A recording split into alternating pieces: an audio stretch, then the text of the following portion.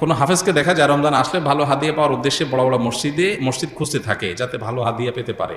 এটা কতটুকু জায়েজ আছে?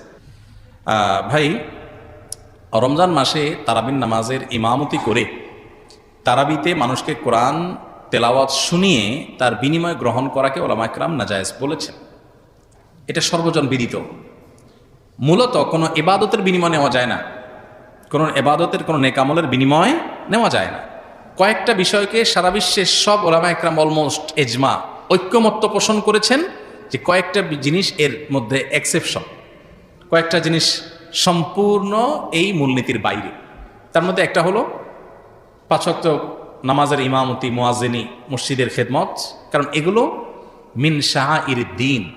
5 ওয়াক্ত নামাজ দিনের নিদর্শন, প্রতীকী বিষয় ইসলামের। এটা টিকাবার জন্য কিছু মানুষ যদি ডেডিকেটলি না রাখা হয় তাহলে সেক্ষেত্রে মসজিদে নামাজ কায়েম নিয়মিত সময় মতো হওয়া কঠিন।